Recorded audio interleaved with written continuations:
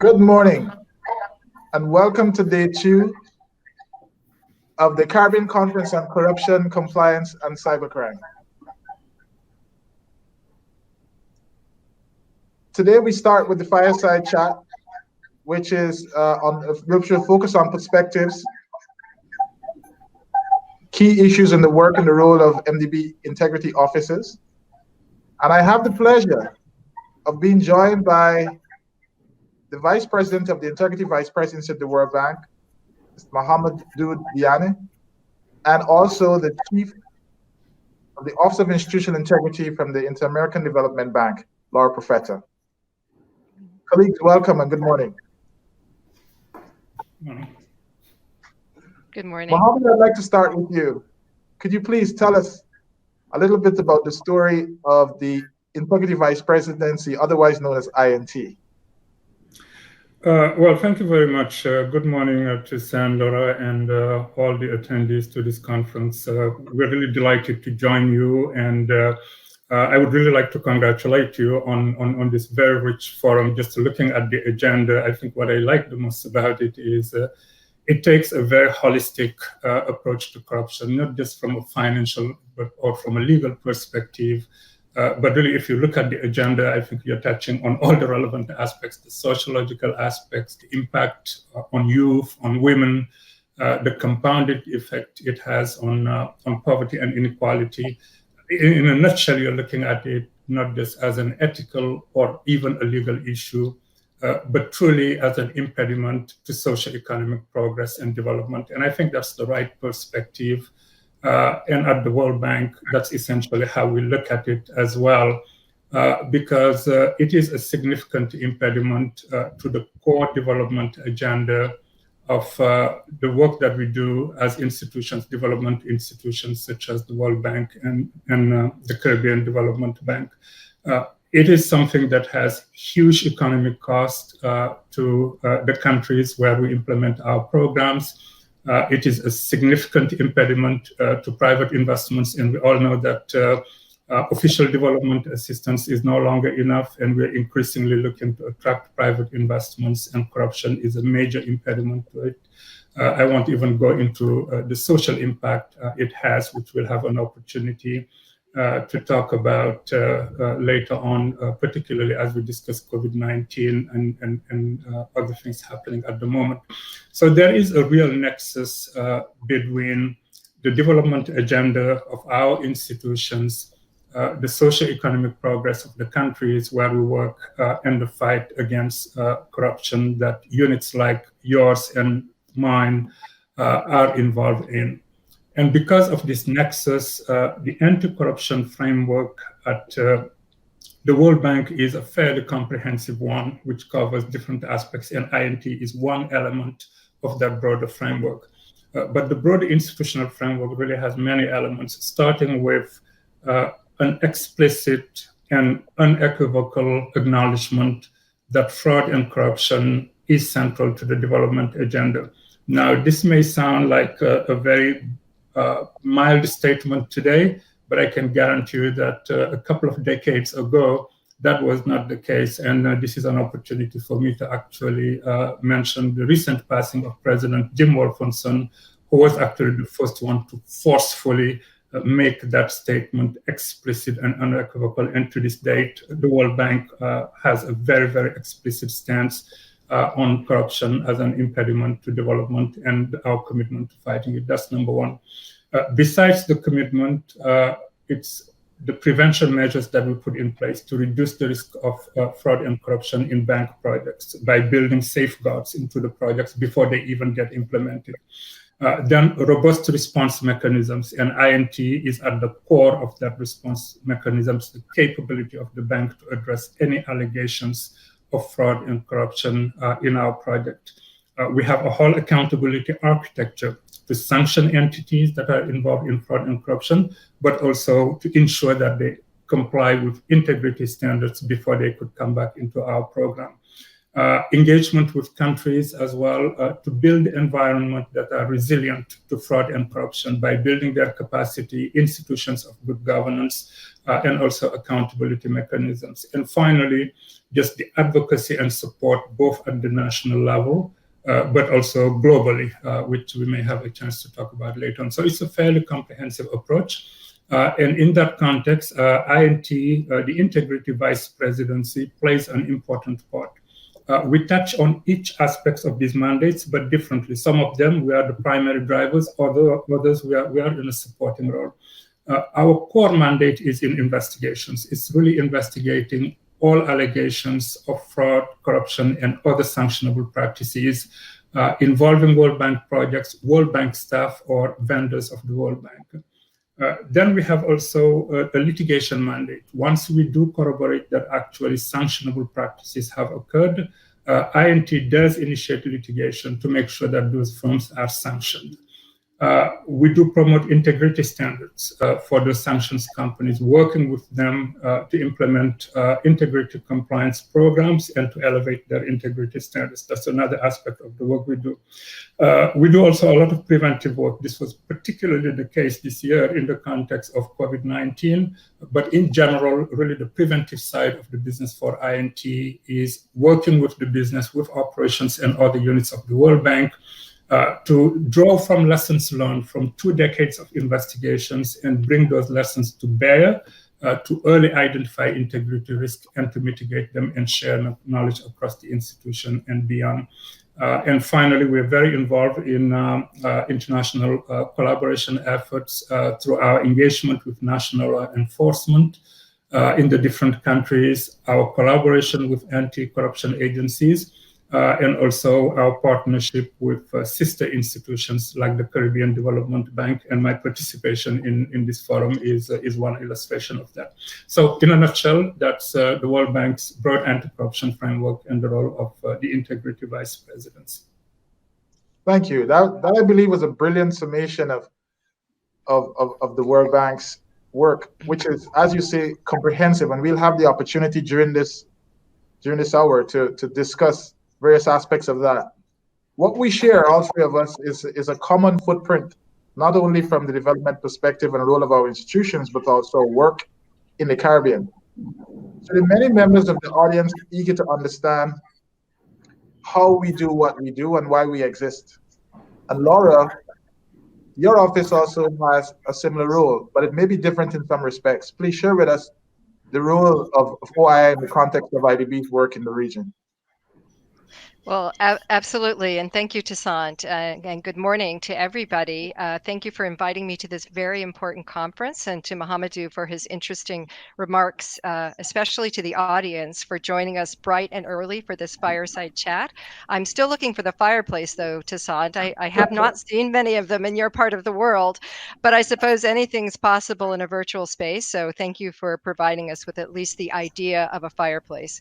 To get going then, following up on Mahamadou's kickoff, I'll give a brief overview of the IDB's anti-corruption framework and the role of the Office of Institutional Integrity, as you asked. And then I look forward to questions from both of you and from the audience. As I was making notes for this chat, I realized that we're about to come up on the 20-year anniversary of what I say is our founding document, which is called Strengthening a Systemic Framework Against Corruption for the Inter-American Development Bank. This framework was approved in 2001 and is the anchor for the institution's anti-corruption work.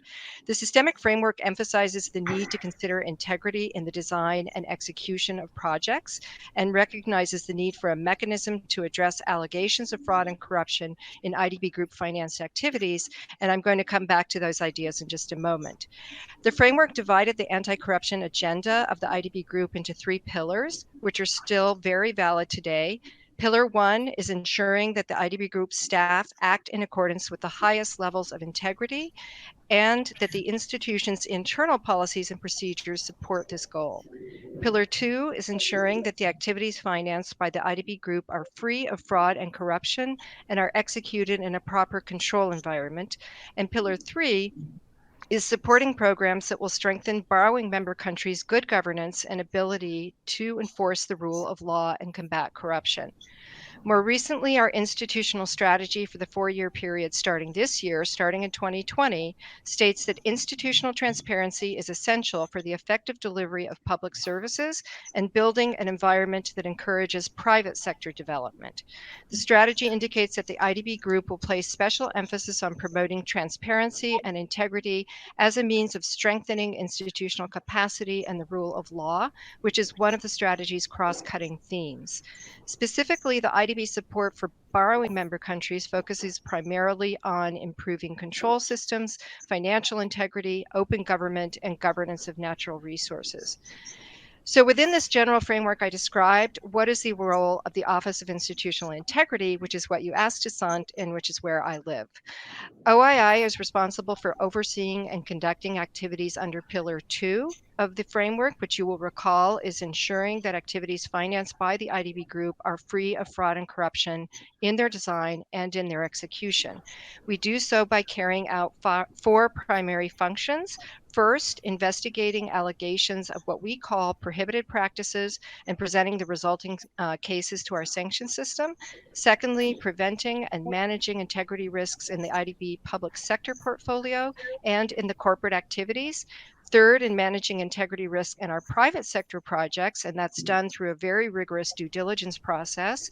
And finally, overseeing compliance with the anti-money laundering framework of the bank. We do this work under a number of specific policies, including our sanctions procedures, procurement policies, our integrity framework for private sector projects, and our AML-CFT framework. But rather than going into the details of those individual policies, what I would like to emphasize is the importance we give to applying what I call a 360-degree approach to integrity. This means that integrity must be addressed in the public sector, in the private sector, and at the institutional or corporate level. It also means that we must address all of the different stages around the complete circle, starting with integrity risk prevention, proceeding on to mitigation of risks that might occur, then on to compliance and supervision, and finally enforcement if there is an integrity violation. This 360-degree view is at the core of our philosophy and the approach to everything that OII does, and has been of primary importance as we face increased integrity risks due to the pandemic, which we can talk about more in the question period. And a final component of our work, which I will mention, is training. OII does training to increase awareness of IDB Group integrity framework and relevant policies, and the responsibilities of IDB Group employees, executing agencies, beneficiaries of our financing, and private sector entities, and also to provide tools to internal and external audiences to manage integrity risk in IDB Group finance projects. So I hope this nutshell gives you a flavor of our framework and of our approach, and I would be happy to go into more detail in the questions. Thank you very much. Thank you very much. It does cover quite comprehensively what I think the lay of the land is with respect to IDB. And as both of you were speaking, I couldn't help smiling inside because it's a reminder to me of how much we're learning from institutions like yours. CDB's strategic framework for integrity, compliance, and accountability is now 5 years old. Approved by the board of directors on May 18, 2015. And there are a number of fives in our life. We have 5 years, 5 functions that cover integrity, ethics, compliance, whistleblowing, and accountability for environmental and social harm. The integrity function is the one that's in focus today, together with the compliance function we'll discuss later. But for our integrity function, our strategic framework empowers our office, the Office of Integrity, Compliance, and Accountability, ICA for short, as we say. Some people say ICA, but ICA will work just as well. And in ICA, we look at detection, prevention, including training and outreach, investigations, and we also collaborate with respect to management as far as possible with respect to sanctions and enforcement. We do not have much of a lived history with respect to sanctions and enforcement, but we're learning and building out those processes. We also have a few fours in our experience. We have 4 principles that ground the strategic framework and 4 pillars. And those pillars are institutional integrity, compliance, accountability, and lastly, collaboration, which is why we're here in a sense, because our collaboration pillar allows us to focus on collaborating with other MDBs and other organizations in the region, and also helping to provide thought leadership, training, and outreach. For instance, we have collaborated with both of your offices in that regard. We have collaborated with IDB most recently, OII, on an outreach exercise, and we have had extended conversations with members in Mohamedu's office with respect to how we can collaborate on training. So we very much follow a similar pattern, except that ICA's reach, because of our size, resources, and operating environment, we have managed to do what we call a converged model or singing or dancing model, where we've managed to bring into our office other sub-functions that are typically outside of the traditional integrity office. But that's not where I want to focus at the moment. What I want to focus is the solid work that we do, or that we're trying to ensure that we do, in ensuring that the bank is able to live up to its fiduciary obligation to ensure that every dollar of development funding it gets its intended beneficiary. And not to stop there, but to also underpin the bank's mandated mission to end poverty. And the way we're trying to do it in ICA is to be dynamic and leverage all synergies within the office to learn as we grow. Over the last few years, we focused exclusively really on building out from the basics of procedures, etc. We know that we have a very long way to go, and we know that we will also not be in that journey alone. And so a lot of what I think we're learning from our converged model is what works, what can work, what is not going to work, and we're also learning from the experiences from your offices. Which is why I would like to ask, or in that context, Mohamedu firstly. I'm glad that you mentioned Jim Wilkerson, because I think his Cancer of Corruption speech in 1996 set a pace for us as not only integrity officers, but I think development bankers, to really find the core of our passion. And what I'd like to ask you, because I read recently a tribute that you posted to him, where you referred in particular to how he has, in a sense, set the pace and established the basis for existence even of offices like IMP and OII and ICA. And one of his quotes that I recall in one of the articles I read about him was that the purpose of the World Bank is to fight poverty with corruption. And then later he spoke about, you don't succeed on corruption in 5 minutes, and I wish that you could. Tell us a little bit, please, on what it has meant, both for yourself as well as the World Bank as an office, experiencing changes in the environment that would dictate certain changes in the way in which your office is being developed, is being stretched, is being made to reallocate with its vision, say from the initial days that Jim Wilkinson back in 1996 would have articulated a vision for officers in IMP to fight the cancer of corruption. How is that evolution going? Yes, thank you very much, Toussaint. Yes, you're absolutely right. I mean, there has been a lot of evolutions since the early days when INT was created 20 years ago, which was really, I think, at a very rudimentary stage where actually we relied on a network of pretty much consultant and service providers to respond to allegations of fraud and corruption. To today, a very solid office within the institutions with expertise in various different areas, whether it's investigations, data scientists, lawyers, and what have you. It's a very solid office. So even the configuration of the office has changed significantly from 20 years ago.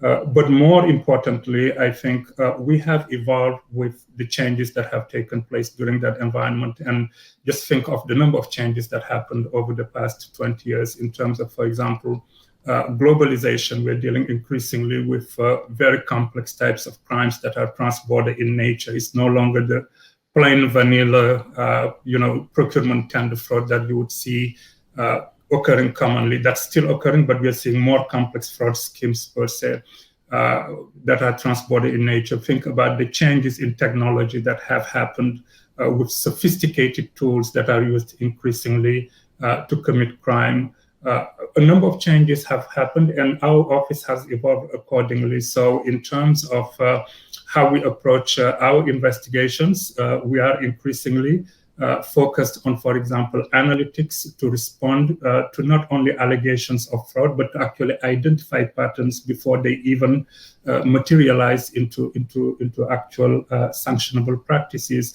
We're increasingly leveraging technology these days. We're building a very solid platform, for example, to use things like artificial intelligence or natural language processing and the like, in order to be able to use analytic information to respond to potential risks in the FNC space.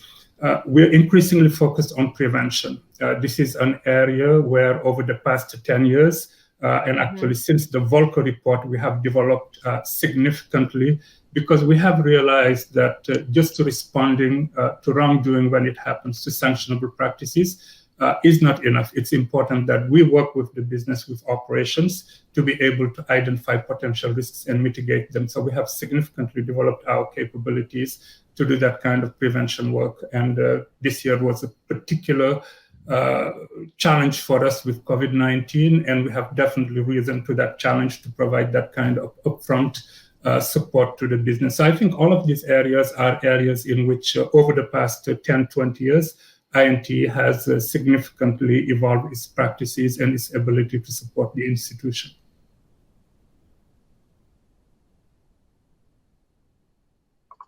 And Laura, sorry, I understand there's a bit of feedback, so I hope you can hear me clearly now. Can you hear me? Yes. So sorry about that. Apologies to the audience. Laura, you're also experiencing an expansion in relation to, you mentioned, the private sector. Tell us how your evolution is going, please. Yes, certainly. Well, just to add to a little bit of what Mohammed was saying and then build in the private sector part, I think that integrity risk management is something that needs to be constantly evolving and constantly responding to changes in the environment, as you were asking. And so, for example, in the IDB, what we have seen is in the last few years, very much more aggressive enforcement actions taking place nationally. For example, in some of the Latin American countries, you've all seen some of the very large corruption cases that have been brought in those countries. What we've seen recently are the increased risks that arise out of any emergency situation, and the worldwide pandemic has certainly presented a number of integrity risks. And so these are things that we need to constantly be on top of and constantly be responding to. In the Office of Institutional Integrity at the IDB, for example, we have seen a much greater percentage of what we call high impact cases, which are the more complex collusion, corruption, and fraud and execution cases in our investigation side. And then to get to your question, the issues with respect to the private sector and the integrity due diligence that we do have become very highly complex. We're seeing very complex structures. We need to cover a number of issues on reviewing know your customer types of reviews, but also AML CFT issues, which I know are a major issue in the Caribbean, and which you're going to be addressing later in this conference, as well as tax structures. So this is becoming highly complex. We have had to evolve to respond to that. And I think that what I described as the multidimensional approach and taking a 360-degree view to these issues is absolutely essential to really appropriately manage them. But the final issue I'd like to emphasize that Mohamedou mentioned as well is the emphasis on prevention. And this has become very apparent as a need during the pandemic.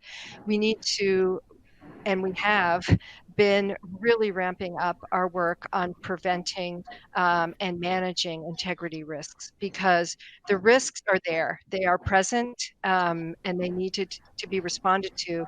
And we would much rather be preventing and mitigating risks as opposed to having to enforce and sanction for an integrity violation. So this has become more and more important in the work that we do, in the private sector as well as the public sector.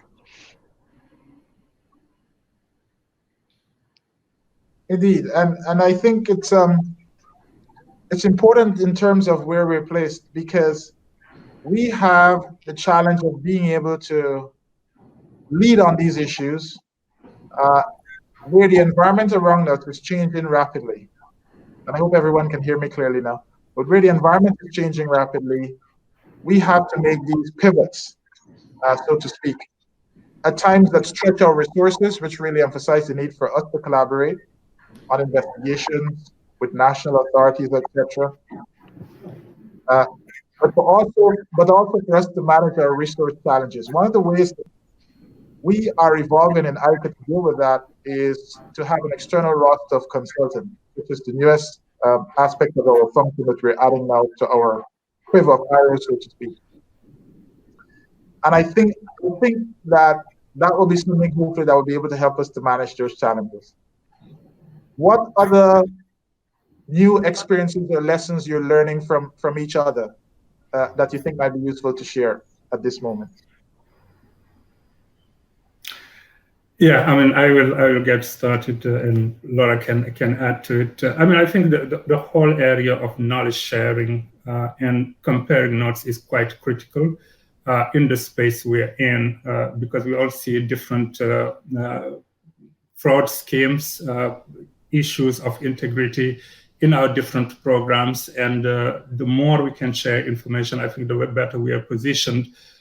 Some of the areas that I think increasingly we're tending to share information on, in the case of the Multilateral Development Bank, for example, is related to how we deal with sanctions. For example, we have the cross-department mechanism between the multilateral development banks that's been in place for 10 years now. And increasingly, I think we're sending a very clear signal that if you're involved in sanctionable practices in one of the institutions, you are actually jeopardizing your ability to do business with others. I think that's a great example of collaboration between the multilateral development banks.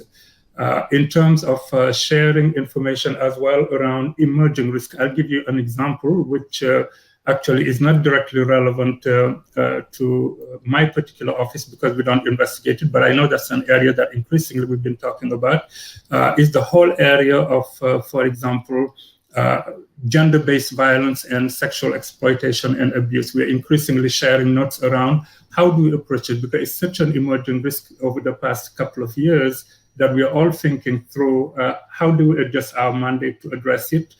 How do we tackle those types of investigations? What kind of skills are needed? And the like. That's something that increasingly we are sharing notes about. So I think from my standpoint, as we look at emerging risks, as we share information on what we are seeing in our different portfolios, we are better positioned to respond to those risks, and also our ability to hold different entities accountable. We cannot do it on our own. The World Bank certainly has a lot of ability to sanction entities and hold them to account. But if we are able to rely on our sister institutions as well to send the same strong signal, I think that puts us in a much better position as well. Thank you. It's interesting that you mentioned that, because if we were to look back at yesterday's sessions for the conference, one of those sessions was women and corruption. And we looked at sextortion. The panel was very interesting. They looked at many aspects where women, as a result of lack of quality data, are being impacted as a result of lack of that data, as well as being also impacted adversely by corruption, the deleterious effects of corruption on women. We looked at corruption, effects of corruption on youth, role of the media in the fight against corruption. We looked at corruption prevention, investigation, and the whole perception of corruption in the region. With respect to gender-based violence, I mentioned earlier that our office has an all singing, all dancing model that is converged, that includes an accountability function. So we're able at the moment to cover gender-based violence and sexual exploitation and abuse under our accountability function. And maybe that convergence is something that we're learning from to be able to import information or export information over to our integrity function as well. There are two questions I'd like us to touch on looking forward, not only to today's sessions, which will include money laundering and cybercrime, but also to tomorrow, which is International AntiCorruption Day, and the importance of our offices in that, and also the context of COVID-19. And Laura, I'd like to ask you, how, for instance, has working through COVID-19 impacted the work of your office? Yes, well, in many ways, and thank you for that question, because that certainly has been the topic of the year and will continue to be into the foreseeable future. I think that the first issue I would mention is what I was speaking about, what we were speaking about a couple of moments ago, which is the need to emphasize prevention and integrity risk management. We've certainly seen worldwide that this situation has unfortunately given rise to an increased risk of prohibited practices such as fraud and corruption taking place, and certain actors taking advantage of a difficult situation and the need to act quickly. We have all seen our institutions respond with unprecedented amount of resources, and the countries respond with trying to find ways to, for example, get public procurements achieved in much shorter periods of time, and that means fewer controls in place. That is necessarily going to give rise to increased integrity risks. And so we have put a very strong emphasis on the need for prevention, integrity risk management in this situation. And that is the first issue that we've dealt with.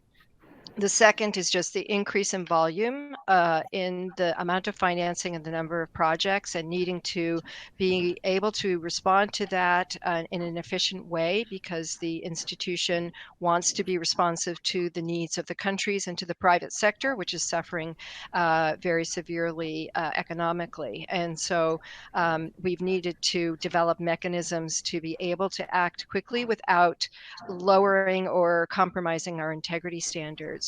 And then the third issue that I would mention is really a practical one, and it touches on something that you mentioned, Toussaint, which is on doing investigations. Normally, we would go in country to do audits and inspections and other steps that we need to take in investigations. We've not been able to travel for the last 9 months, as is the case for many of you. And so we have started to deploy local firms or firms that have a local presence to help us, and we're working with them remotely, and that's a new experience. So those are the primary issues we've been dealing with, but I can't emphasize enough to this audience the need to have a very strong integrity risk management in any crisis situation, but this pandemic is certainly one where we all need to be very much on guard. And Mohamedou, how is IMT working through COVID?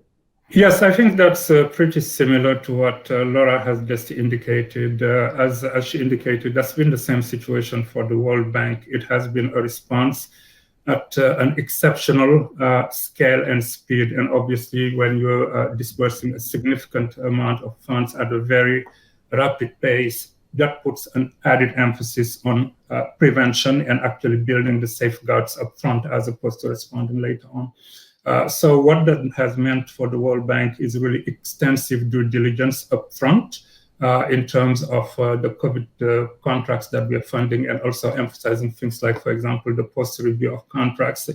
And the bank has also taken a more active role in procurement. I mean, normally in a normal situation, the borrower is responsible for handling all the procurements related to a project once we provide the funding. That has shifted a little bit during COVID-19 because of capacity constraints and various other issues. The bank has actually taken a more proactive role with what we call bank-assisted procurement, where we play a more active role in helping the countries and the borrowers with identification of potential suppliers, due diligence, and the like. And INT has been able to support that effort, for example, by assisting with the due diligence on some of the suppliers. That's been a proactive role that we have played to accompany operations.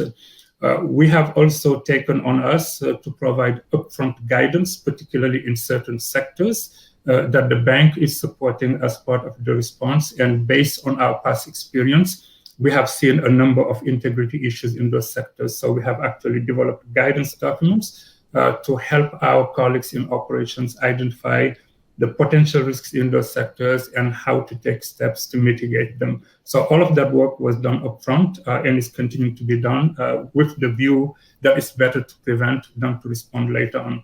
That being said, as Laura indicated, a bulk of our work is dependent on our ability to be in the field, and certainly the ability to travel or lack of ability to travel has been a significant challenge for us, and we have responded in the same manner. We have increasingly leveraged technologies. We're doing a lot more desk reviews, but we are also building partnerships in the field and developing framework agreements with partners who are on the ground to be able to perform certain procedures on our behalf. So I think with the use of technology, the reliance on partnership, we have been able to substantially mitigate the impact on our investigation. But it is clear that if this situation was to prolong, the impact would start to be felt in our ability to deliver our work. Indeed, I agree. And we have to support the bank, because it's at times like these that our institutions are needed the most. And it's at times like these that we are required to be at our best as well. Laura, there's a question from the audience about whether there are additional conditions being placed on loans to countries to prevent corruption during COVID. Well, we certainly maintain all of our standard integrity provisions, so there's no change in them. But what we're also doing is, rather than including additional contractual conditions, we are including, for example, in our private sector due diligence, we ask additional questions. We ask financial institutions what additional measures they're taking to, for example, mitigate against the increased AML risk that the pandemic has given rise to, according to FATF and the other expert agencies. We're also asking companies in the due diligence what additional steps are they taking in their compliance programs because of the increased risks due to this situation. And for the public sector, what we've done is recommended to our project teams to work with both in what they do and in the work that they do with executing agencies and projects, is to make sure that they are running through a series of steps and checks, even if there is an abbreviated procurement process, so that we're managing all of this, I think, in a similar way that Mohamedou was describing, through this sort of advice on steps that can be taken to increase the safeguards given the increase in the risk situation during this crisis. Thank you. And Mohamedou, tomorrow is International AntiCorruption Day. I mean, part of our work here, as you mentioned earlier, is to ensure that we're able to reach across to other organizations, engage in advocacy and thought leadership and collaboration as offices. What does it mean for us to be able to have the opportunity to, at least for one day, place focus on the global observance of something that is so deleterious to economic development that it demands a lot more in terms of time, attention, and resources? What does it mean to have International AntiCorruption Day in the context of INT's work? Well, I think it means a lot of things. Number one, in my view, it is an opportunity to remind everyone of what I was referring to earlier at the beginning of this conversation, of the nexus between development and reducing poverty and fighting fraud and corruption. This nexus is often lost. I mean, I think a lot of times, sometimes people separate the two and think, well, multilateral development banks like ours, their role is primarily to focus on the economic side of things, and for corruption an issue is more of a political sovereign issue. The reality is all these things are inextricably linked, and there is a reason why when you look at something like the Sustainable Development Goal, for example, there is a whole component around the fight against corruption, particularly in SDG 16. So I think part of International Anti-Corruption Day is just helping everyone understand the linkage between fraud and corruption, issues of development, issues of fighting fraud, poverty, reducing inequalities, and the like. So it's an awareness building moment in my view. Number two, I think it's an opportunity to promote collaboration.